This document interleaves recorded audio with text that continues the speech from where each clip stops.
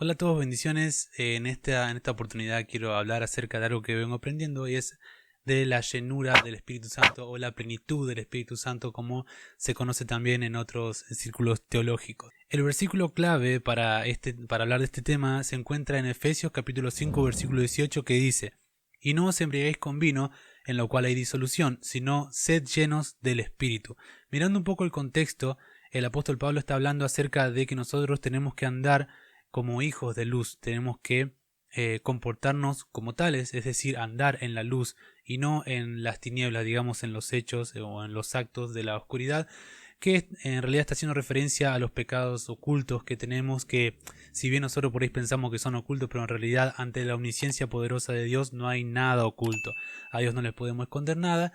Y entonces nosotros como hijos de Dios tenemos que tener bien en claro esto, de que ante Él no hay nada oculto, sino que él, como Dios de luz, lo ve absolutamente todo. También nos insta, bueno, a que dejemos esos pecados y que podamos tratar de comprender cuál es la buena voluntad de Dios. Entonces, luego de hablar todo esto, viene el versículo que nos importa ahora, que es el de Efesios 5:18, donde dice donde hace dos contrastes en realidad. Primero, por un lado tenemos el hecho de la embriaguez y por el otro lado tenemos la llenura del Espíritu Santo, es decir, el hecho de ser llenos con el Espíritu Santo de Dios. Vamos a hablar un poco de ambas, es decir, de por un lado la embriaguez con vino y por el otro lado el ser lleno del Espíritu Santo. Por el lado de la embriaguez en realidad es una orden negativa cuando se nos dice: "Y no os embriaguéis con vino". Ese no es, digamos, lo negativo de esta oración.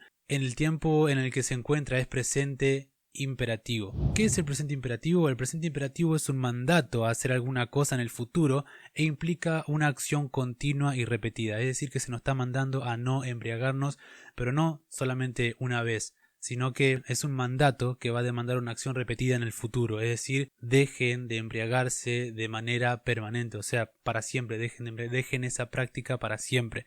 Esto es lo que podemos aprender del tiempo verbal en el cual está escrito, que es presente imperativo. Ahora, otra cosa que podemos encontrar en este versículo es la razón por la cual el apóstol Pablo nos está diciendo que tenemos que dejar de embriagarnos con vino, porque hay disolución, es como dice en el versículo.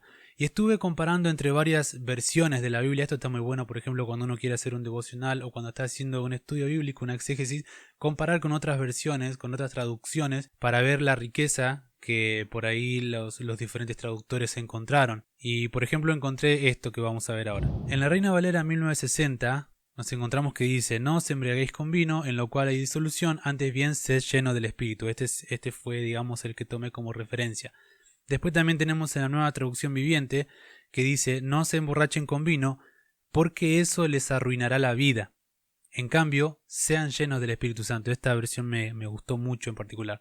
Después tenemos la Reina Valera actualizada que dice: "Y no os embriaguéis con vino, pues en esto hay desenfreno.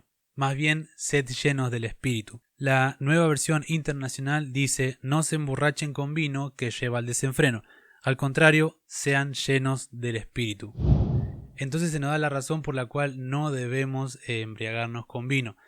También, si nos ponemos a estudiar un poco el contexto cultural y el contexto religioso de aquel momento, podemos encontrar que las religiones paganas, algo característico que tenían eran que ellos como que llegaban al estado de embriaguez para poder conectarse con sus dioses. Entonces Pablo nos está diciendo que no se embriaguen con vino, en lo cual hay disolución. Disolución es básicamente división, hay desenfreno, como decían otras versiones. Entonces nos pone también el mejor camino Pablo cuando dice: "Más bien sean llenos del Espíritu Santo". ¿Por qué es una mejor opción ser lleno del Espíritu Santo? Ahora vamos a verlo. Se nos dice que seamos llenos del Espíritu Santo, o sea, nos está diciendo más bien sean llenos, no nos está diciendo llénense del Espíritu Santo, está diciendo sean llenos, es una voz pasiva. Es como déjense llenar, es como si nosotros fuéramos un barril y nos dejamos llenar de un líquido. Pero en realidad por ahí la idea no es esta la que está queriendo dar el apóstol Pablo, sino que más bien está dando la idea de control, de dominio. Por ejemplo, también acá se nos dice, y encontramos, digamos, si estudiamos el original o el tiempo verbal en el cual está escrito, encontramos que también es presente imperativo. ¿Qué era el presente imperativo? Era un mandato a hacer alguna acción en el futuro e implica una acción continua y repetida. Es decir, que así como se nos mandaba a no emborracharnos, digamos, de una manera permanente, o sea, para siempre dejar, abandonar esa práctica, también se nos manda a ser llenos del Espíritu Santo una y otra vez de manera repetitiva en el futuro. Pero acá tenemos que prestar mucha atención, ya que ese llenar no es lo mismo que llenar un vaso con agua, sino que el matiz que tiene acá la palabra pleros en griego, en el español significa, nos da el sentido de dominio. Es decir, por ejemplo, cuando una persona está llena de celos, a veces ese sentimiento lleva a apoderarse de toda la persona en sí y la lleva a hacer actos que quizás después se tenga que arrepentir. Por ejemplo, en la vida de Jesús llegó un momento que Jesús tenía tanta atención que los fariseos se llenaron de celos y esos celos lo llevaron a tener el deseo de matarlo, de asesinarlo así también. Y no solamente pasó con Jesús, sino que también pasó con Pablo. Por ejemplo, vamos a ver en el libro de Hechos tenemos a Pedro en el capítulo 4 del libro de los Hechos, que nos dice que Pedro estaba lleno del Espíritu Santo y pudo testificar de Jesús delante de un concilio en el capítulo 4, como habíamos dicho. Y si recordamos, Pedro también había sido lleno del Espíritu Santo en el día de Pentecostés. Después también otro ejemplo que tenemos es el de Esteban, que Esteban tenía cierta fama de ser un hombre lleno del Espíritu Santo.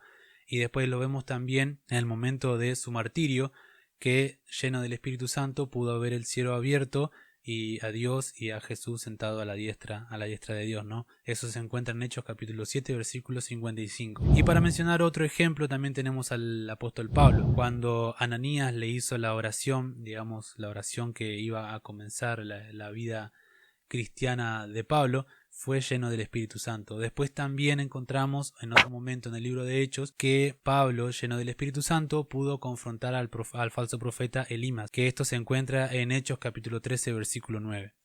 Todos estos relatos son evidencia de que esta llenura del Espíritu Santo no está haciendo referencia a una especie de éxtasis o una especie de arrebato espiritual, sino que más bien está haciendo referencia a el control que ejerció en ese momento específico el Espíritu Santo para hacer una obra específica que iba a traer gloria a Dios, ¿no?, en los apóstoles. Y hablando un poco más también acerca del contexto del capítulo 5 de Efesios, podemos encontrar que las personas llenas del Espíritu van a estar agradecidos y van a hablar entre la congregación con cánticos, himnos y acción de gracias. Y también, bueno, esto se verá también reflejado, la persona, digamos, llena del Espíritu Santo, se va a ver reflejado en la manera en que se relaciona con los demás. Obvio que también cómo se relaciona con Dios. Pero, por ejemplo, vemos en el capítulo 5 que habla de que los maridos van a amar a sus esposas, las esposas van a estar sujetas a sus maridos y ambos se van a amar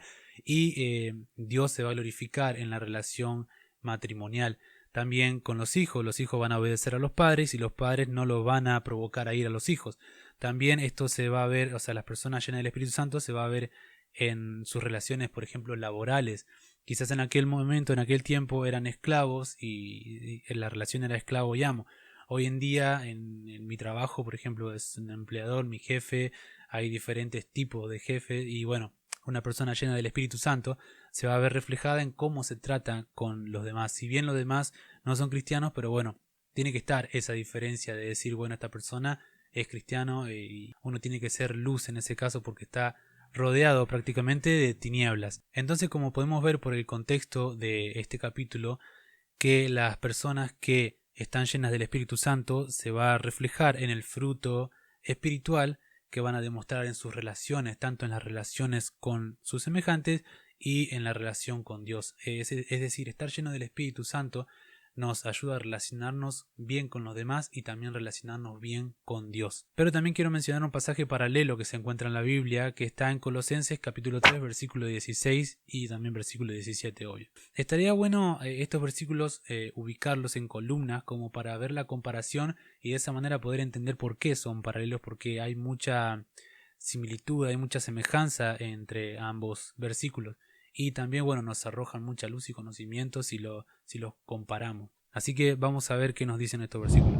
En Efesios 5:18 al 20 nos dice: y no os embriaguéis con vino, en lo cual hay disolución, sino sed lleno del Espíritu, hablando entre vosotros con salmos, himnos y cánticos espirituales, cantando y alabando con vuestro corazón al Señor, dando siempre gracias por todo, en el nombre de nuestro Señor Jesucristo, a Dios el Padre. Y en Colosenses capítulo 3, versículo 16 al 17 nos dice: que la palabra de Cristo habite en abundancia en vosotros, con toda sabiduría, enseñándoos y amonestándoos unos a otros con salmos, himnos y cánticos espirituales, cantando a Dios con acción de gracias en vuestros corazones, y todo lo que hacéis, de palabra o de hecho, hacedlo todo en el nombre del Señor Jesús, dando gracias por medio de Él a Dios el Padre.